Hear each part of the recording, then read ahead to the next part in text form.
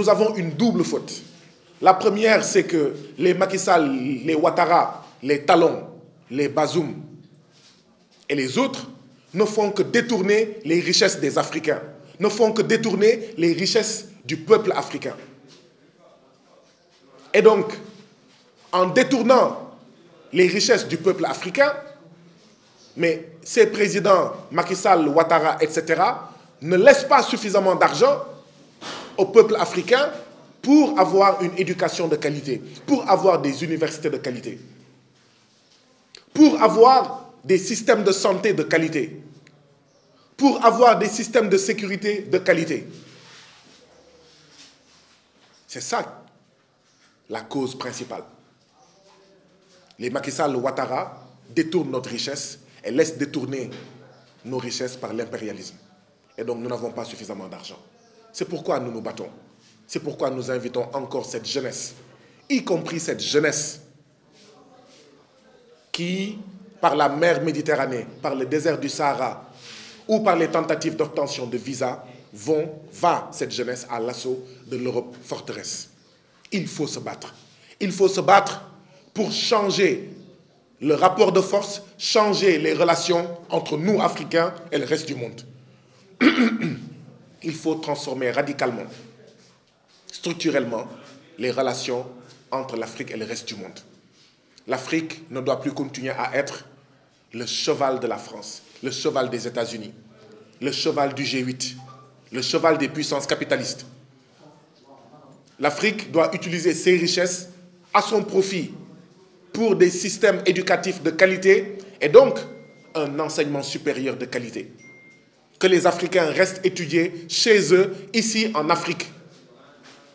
Voilà en quoi est-ce que nous sommes responsables de cette situation. Mais la deuxième responsabilité, c'est que, mais je suis sûr que parmi ces étudiants qui cherchent des visas et dont je me suis fait le haut-parleur, il y a des étudiants membres de l'APR et de Benno Bokk Yakaar. Il y a des étudiants, filles et fils, de membres de l'APR et de Benno Bokk Yakaar.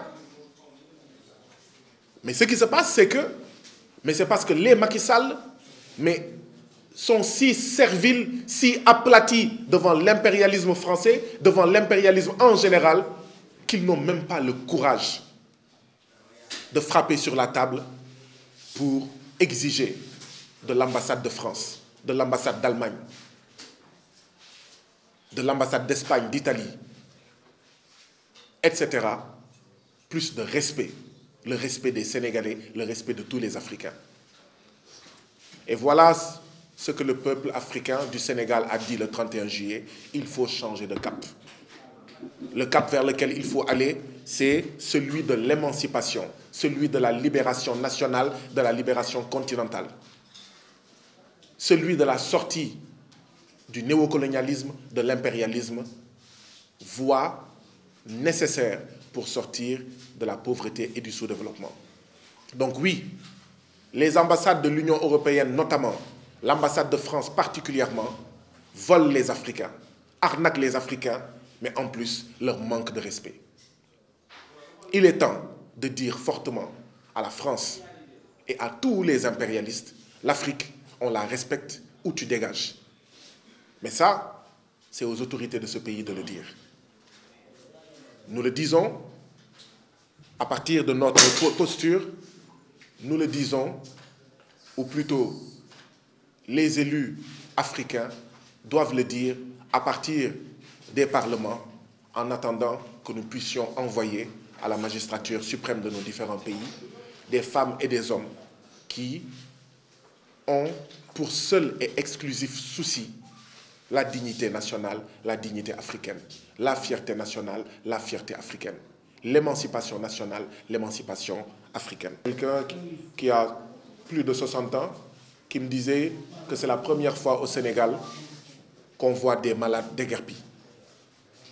Oui, c'est la première fois. Et en prenant cette décision, comme je l'ai dit, le président Macky Sall condamne à mort des Sénégalais. Mais c'est aux Sénégalais de réagir.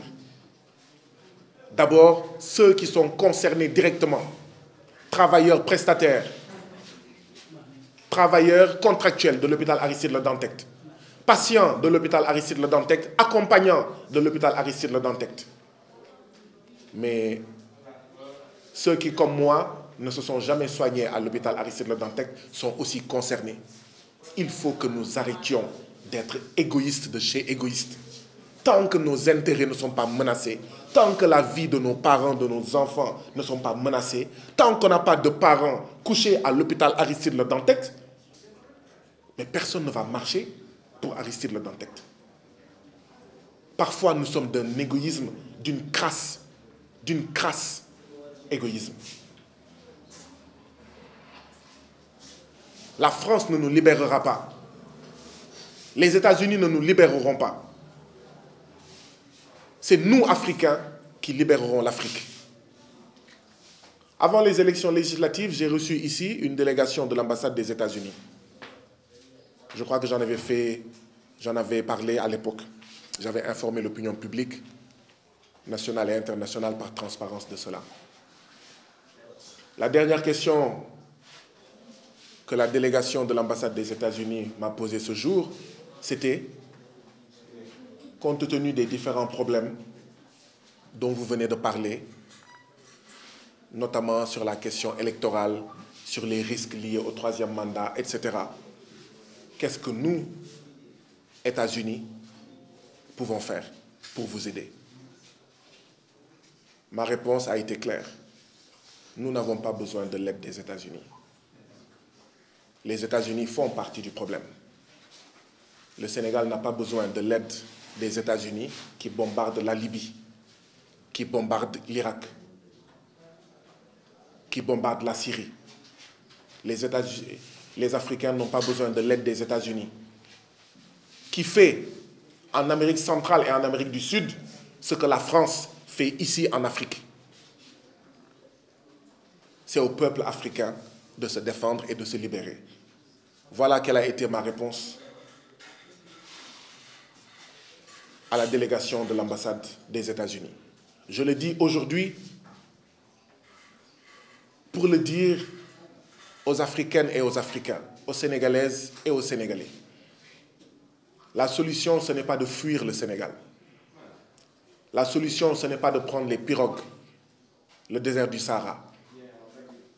La solution, ce n'est pas d'inviter les pyromanes à venir avoir une posture de pompier. La France fait partie du problème. Les États-Unis, l'OTAN, tous ceux-là font partie du problème. La solution, c'est nous. Eux, ils n'ont qu'à régler leurs problèmes. La France a suffisamment de problèmes. La France a au moins 9 millions de pauvres.